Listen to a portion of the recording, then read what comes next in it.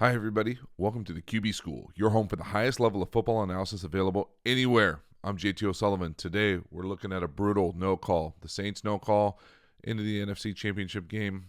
Everybody's seen it now a million times. I'm going to talk a little bit about specifically the nuance of the read, what's going on, how the ball ends up getting there, and then maybe give, for lack of a better word, an excuse for why a call like this is missed, just so that there's a better understanding in the football community about exactly where referees are looking and how things happen tempo-wise that really cause confusion for them as well as for the defense. So it's going to be a great opportunity for us to learn. All sorts of anger that's well-deserved goes around to these officials all the time, and this is by no means a video to try to let them off the hook, but it's just an understanding that it's more than just one bang-bang call, not even bang-bang call, one obvious call. Troy Aikman did a great job color-wise during the game saying, if he plays the ball right here, it's an interception. But because of the tempo of what New Orleans was doing, it put the Rams in all sorts of a tough situation defensively. But again, the referees totally blew the call, but we'll try to figure out exactly where their eyes are, where they're looking, what their keys are from what their different positions are, just so that we have a better understanding and give the football community a little bit different conversation than just, that's a terrible missed call. Yeah, the Saints should probably be in the Super Bowl. All right, great opportunity to learn. Welcome to the QB School.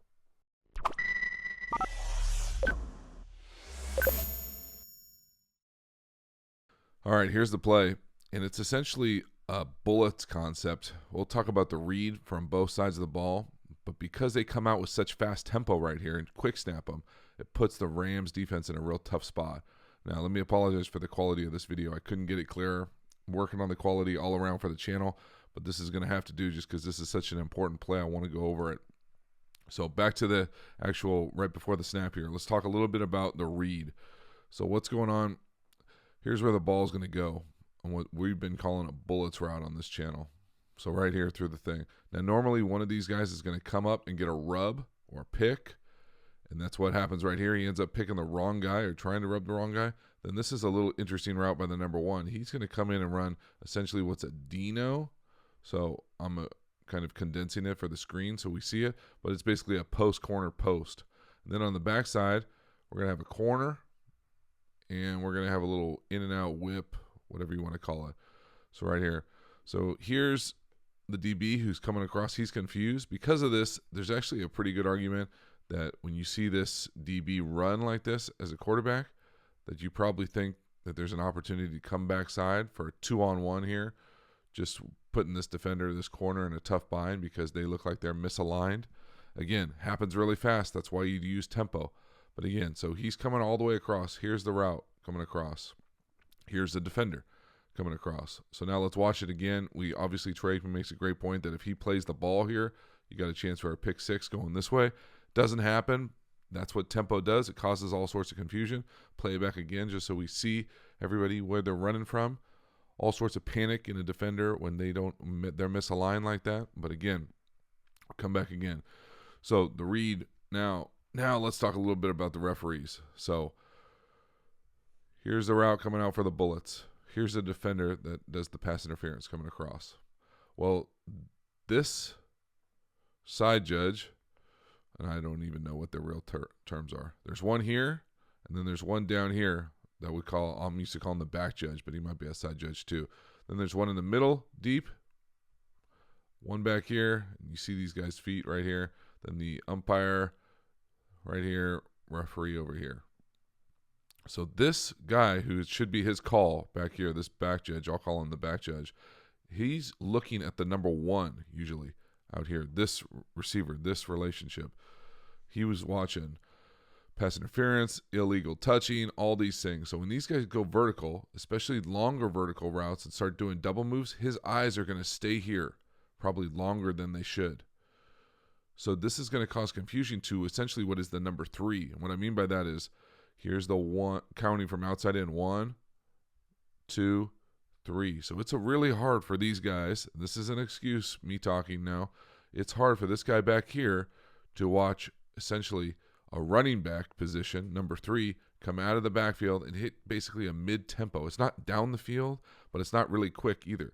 So his eyes are right here, the referee I'm talking about, watching the Dino, watching the rubs that are popular nowadays. So he's watching these guys release right here. He's watching the hands, illegal touching. And by the time because these routes are down the field, gets his eyes back here, the bang-bang play happens. Now, I'd have no excuse for what's going on here.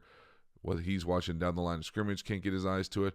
But eventually they'd love to be able to watch the football. We can watch other referees on this play and see where their eyes are and then how they get to watch the football. But again, he's watching illegal hands down the field. There is a kind of a mini rub. But again, he gets back and sees the incomplete really quickly, but he just flat out blows it. But I want there to be an understanding of what those referees and back judges and side judges are trying to look at. So you see the white hat back there. Oh, let's see if I can go back real quick. You see the white hat. And what I mean by white hat, the main referee, he's right here.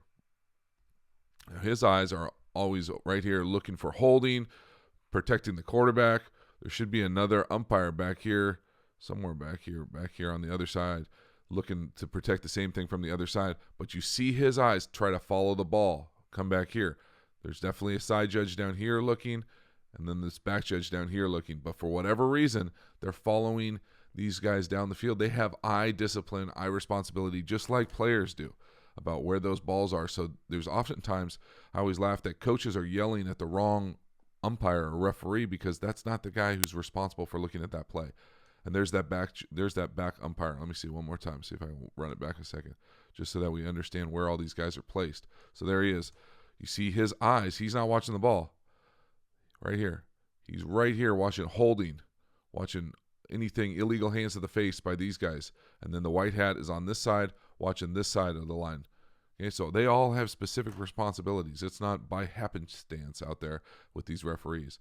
So, yeah, did they miss a call? Absolutely. Should the Saints be in the Super Bowl? Yeah, absolutely. But there is a rhyme or reason about why. And that guy right there, the side judge, definitely missed a call. There's another guy we can't see, the back judge, exactly the same thing. But, again, just a better understanding of what's going on. And then I'll make the argument, and I have no problem doing it, that when Brees sees this guy run, and he's already on the move, when he sees this guy run like this ball needs to get on him at the line of scrimmage. It needs to be right here or down the line, just like he did earlier to Kamara, I think, for the second, third down of the game. Ball needs to be over the top down the line. It's not, you can't do this thing where it's speed collision. And what I mean by that is run, panic, run, just what happens, the tweener throw. And then really, if you're a quarterback and you see this kind of action, misalignment, coming running this way, you either bang it on him quick, which I think would be the easiest thing to do. Now, yeah, it's 3rd and 10, but yeah, he's running full speed, and he's going to be running downhill, pretty good opportunity to make a move and get a first down. But then on the other side, this corner is open. This is a touchdown. In and out right here with Kamara, got a chance for a missed tackle, first down. So there's not just, yeah, it was a bad call. Yeah, it was a terrible no call. But there are opportunities out there for the Saints to make plays, even on this play. So little things like that, I don't know. I think there are opportunities to paint a better picture of exactly what's going on and provide more context so people and fans can understand exactly what's the nuance of the referees, what they're looking at, where they're at, positioning. But then even within this play, there are opportunities to make more plays for the Saints down the field. So wild game, wild weekend. Hopefully y'all learned something. Let me know if you totally disagree with me. I'm working on getting better quality for these videos. It'll happen soon. I appreciate you supporting the channel. Please subscribe if you haven't already. Get engaged with these videos. Having fun doing it. Let me know what you think. Thank you so much for watching. Have a good one.